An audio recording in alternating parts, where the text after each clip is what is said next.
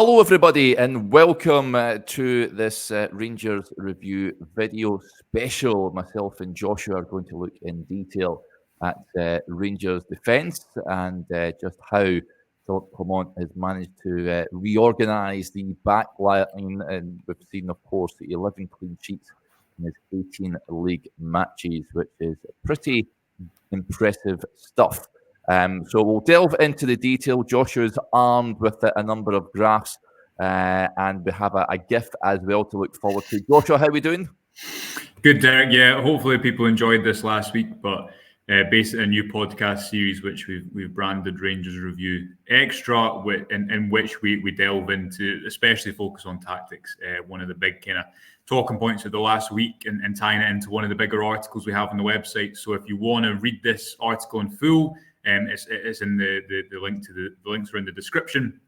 And we'll get into a little bit about why basically the hypnosis being, Derek. I think that while all the focus has been on do Rangers have enough goals to win the league, quite quietly Rangers defence has been putting up numbers that, as the cliche saying goes, attacks win you games, defences win you titles. So looking forward to getting into it.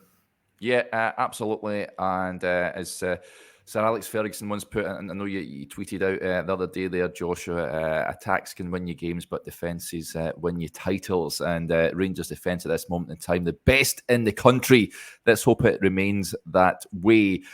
So where do we start then? I mean, the defensive showing, I think a lot of it has to be credited to the arrival of Jack Butland in the summer. Of course, when Alan McGregor departed, Rangers, I think, arguably needed a goalkeeper the season earlier. But Jack Butland has come in and has steadied. He's been a calming influence at the back. Connor Goldson, John Souttar has come into his own in recent weeks. Leon Balogun has come in out from the cold, of course. Ridvan Yilmaz, we're now seeing is just why he was brought to the club in the first place. And James Tavernier is improving defensively as well, not to mention, of course, his outrageous numbers going forward. But let's start with the goalkeeper, Joshua, because Jack Butland has been an absolute revelation since he arrived. Top drawer, so much so we're now talking about a potential England return and a chance for him to head over to Germany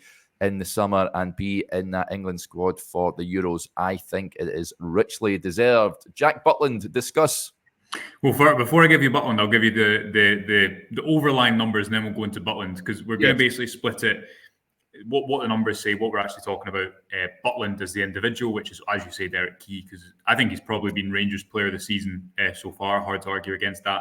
And then looking at the two other key things, which is, I think, how Rangers defend, how that's changed under Clement structurally, and how they attack. So to quickly give you a look at the overlying numbers, Derek, we're using a number here called XG conceded, which, similar to XG, it just looks at the shots. Rangers have conceded the quality of the shots, and over the course of a season, that gives us a good idea of what quality of chances are a team conceding. Now, obviously, that doesn't consider everything, because not every attack ends in a shot, but it's a pretty good barometer.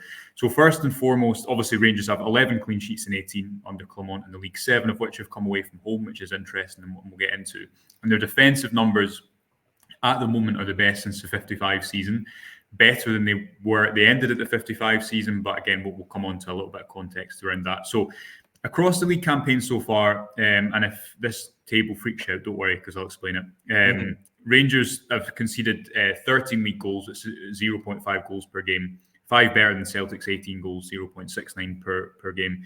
But their 0.54 expected goals is a lot better than Celtic's 0.81. And you can see that in the graph below. So all this graph is effectively showing is what is the quality of chances that teams are conceding per 90 in the Scottish Premiership. So by quite a distance, Derek, Rangers are conceding the lowest quality of chances per 90 in each game in the Scottish Premiership. So far, Rangers have conceded 12 goals from an expected goals of 14.13. There's a slight underperformance. We'll explain why, hopefully. Celtic, meanwhile, have allowed far higher expected goals, 21.3, and conceded 18 goals. And although Rangers' defensive numbers, they were good heading into the international break, but in the 6 games since, and I think this is interesting because obviously Clement had time on the training pitch with them out in La Manga, they've actually been even better in 6 games. I'll show this first, this graph, Derek. So this is just a a very basic breakdown of the 6 league games. Now, I should caveat it's a small sample size, I'm not drawing definitive conclusions off the back of this. But the 6 games since Rangers came back from the winter break, the defence has been really good. There's been 2 games where they've not even conceded a shot on target. They've only conceded 2 goals. If you look at the XG they've conceded, it's pretty low. Probably should have conceded one away at Hibs, but you go away to a game like St Johnstone and St Mirren, and if you put those 2 combined to concede, under 0.8 expected goals between them 2 games is really impressive. To give you the numbers in context, Derek, Rangers XG conceded average of 0.54 this season is lower than last season, which was 0.67, 0.66 in 21-22, and even better than the 0.63 in the 55 season. However, when Rangers won the league in that 55 season, the XG conceded was at 0.49. Obviously, it drops off a bit by the time they win the league, but the point is the underlying numbers, looking beyond just goals, the actual value of chances they are conceding. Rangers at the moment, 0.54 expected goals per game, is right up there with the best of the 55 season. And just for one bit of context before we go into Jack Butland, Derek, this is Rangers' shot map against by the time they'd won the league. So it was after the 3-0 win at home against St Mirren in the 55 season. Now, the defence there was very good, but if you look at it, they'd conceded 9 open play goals from an expected goals of 16.15, so, quite an overperformance. Reasons for that: really good goalkeeper performance in Alan McGregor, sometimes poor finishing. The point is, goals against doesn't tell us the whole story, and hopefully what we'll get into, and just to set the scene so far, it's not just about saying Rangers have conceded X number of goals, because technically they've already conceded 13 goals this season, and they conceded 13 goals in the title-winning season.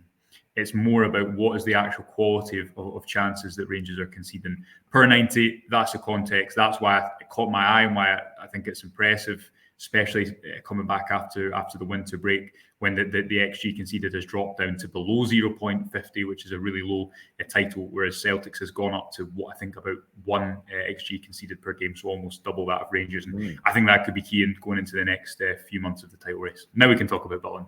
Yeah, well, their defence is fragile to say the least, whereas Rangers is robust. But it's not only about Butland, because shots aren't being allowed to happen in on the Rangers goal as well. So, they defend from the front, as the saying goes. But in Jack Butland, they've got someone that, when called upon, there's often times when he can be sitting back in the Copeland or the Broomloan stand, Joshua at home, or even sitting in his living room, and doesn't have a lot to do. But when he is called upon, more often than not, he produces top drawer saves. He's an outstanding goalkeeper, isn't he? And I think that exudes a bit of belief and calm amongst the players in front of him. He comes out and collects trophies, which I know Connor Goldson spoke about when you spoke to him over in La Manga as well. There's no denying that is a massive positive for this Rangers defence. No longer, are still conceding sloppy goals of the goals that are conceded, but no longer are balls getting whipped in, and you're concerned about a goalkeeper just staying on his line. He's coming out and he's commanding. Yeah, I'm not too worried. I think the long balls, if Rangers conceded another couple of those goals, then it's time to call it a trend. At the moment, I think you'd probably, as we touched on in the briefing this morning, rather have the odd outlier as opposed to consistent patterns. Butland, I've actually got Goldson's quotes here. He said, when asked him effectively, how important has Butland been this season, he said, really good. It's the presence and the calmness you have behind you. When big moments happen, I feel for a goalkeeper, especially at this club, you might not have much to do, but when the big moments come, Jack seems to pull off big saves and help the team. You look at the one in the last game against Kilmarnock, although we didn't keep a clean sheet, the 1-on-1 in the first half, at 0-0, if that goes in, then you'll remember Butland made a really good save then. Then Ibrox maybe gets a bit twitchy and we don't play as well. 10 minutes later, we're 2-0 up and the atmosphere is completely different. He comes to collect balls in the air, so it helps us with set pieces and things like that. And with the ball at his feet, he can play. So he's been an amazing addition. So before we look at Butland's numbers, I think it's important, as you said there, to stress the intangibles down to the bottom line of, I remember in the League Cup final when Rangers conceded a late corner, he didn't manage the pressure well, I think, in the last 10 minutes, but Butland once or twice came and just took a ball in the air. You can't really put a value in that because it feeds into the crowd. It takes so much pressure off the atmosphere overall. So important to stress it as intangibles as well. To look at how many goals he's actually been worth so far, we can use a stat called goal saved above average. This is my favourite stat. Yeah, your favourite stat. There we go. So how many goals? Because it's simple, doesn't it? It gives you a real clear image of how effective a goalkeeper has been. And the description is how many goals did the keeper save, concede versus expectation. And that takes post-shot expected goals faced. So it's not only taking the value of the chance, which is expected goals, it's taken it a step further with post-shot expected goals and considering things like the goalkeeper's positioning, the quality of the shot. So effectively, it's representative of how many goals the goalkeeper has saved within a season. Butland is clearly the best goalkeeper in the league. I don't think there's a debate about that. This is his goal saved above average. This is his shot map. Now, he's not having to make too many saves comparatively, but he's been worth effectively 2 goals above average. Now, some people might think he's been worth more than that. And I would argue, yes, he has. This is just the base level layer, but that's above average performance. So you've got to remember, he's not making many saves, Derek. If he was playing in a team at the bottom of the division, I guarantee you that number would be up to probably double figures by now. He's not being called into action that much, but importantly, he is making big saves at big moments for Rangers, and he is performing above average. As I say, probably the player of the season so far. And if you look at Rangers' XG conceded, which was 14, roughly, compared to the goals they've conceded in open play 12, that 2 difference is effectively Butland's goal saved above average. For a bit more context, Derek, last season, Rangers obviously had 2 goalkeepers in McLaughlin and McGregor until Robbie McCrory came in at the end. John McLaughlin's, there's some context to this because a lot of the mistakes could happen in one game, but the point still stands overall. John McLaughlin's goal saved above average was minus 3.7 and Alan McGregor's was minus 8.8.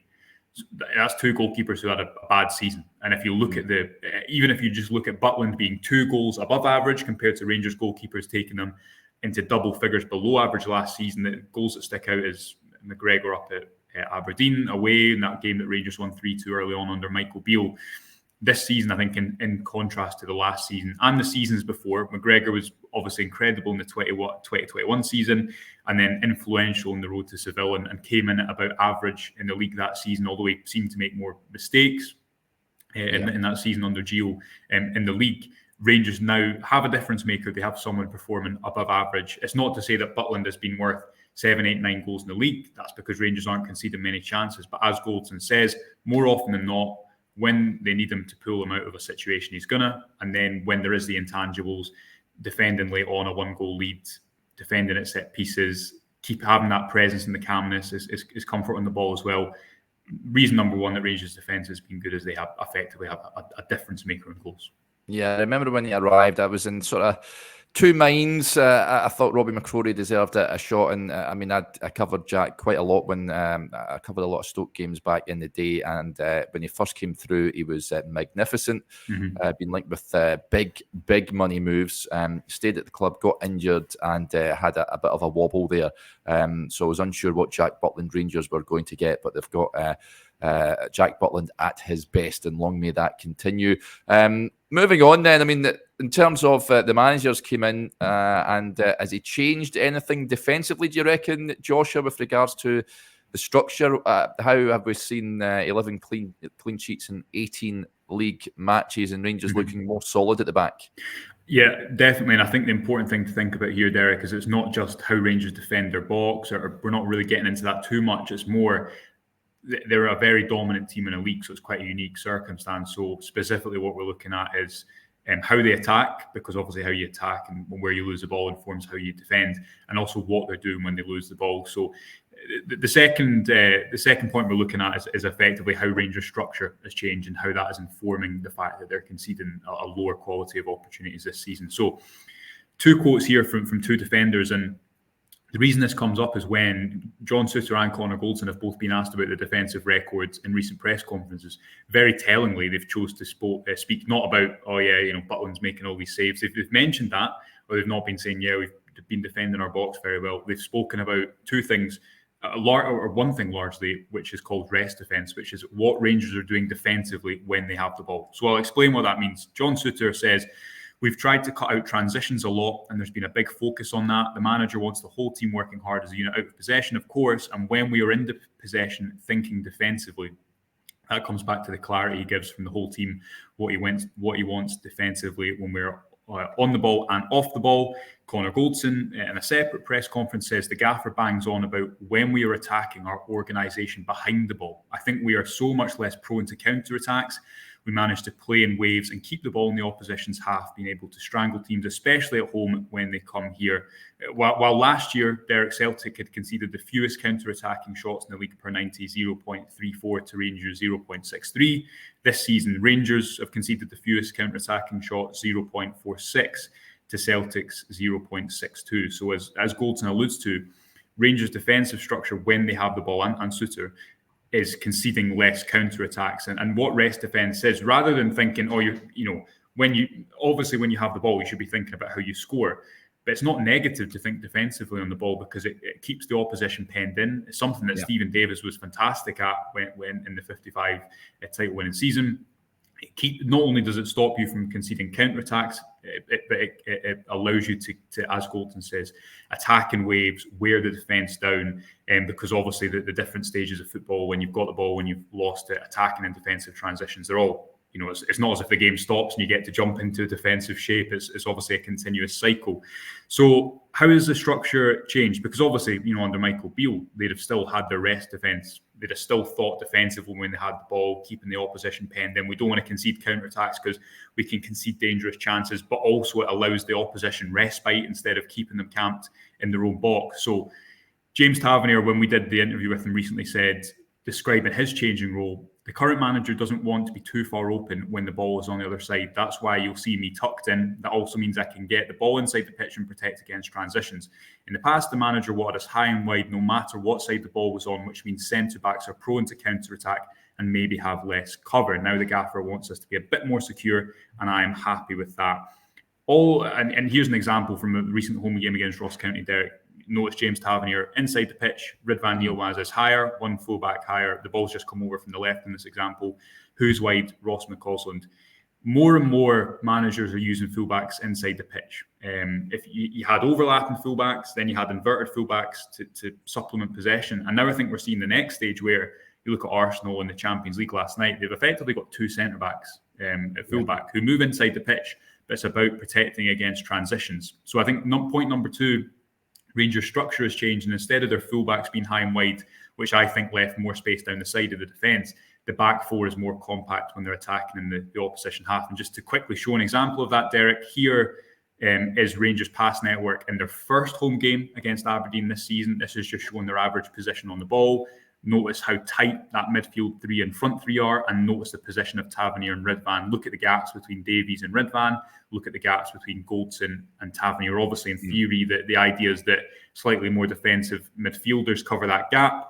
But if you compare that to the passing network that Rangers had in their next home game against Aberdeen, which was the recent 2-1 win under Philippe Clement, look at the difference. You see James Tavernier right inside. You see Ross McCausland providing the width on the right-hand side.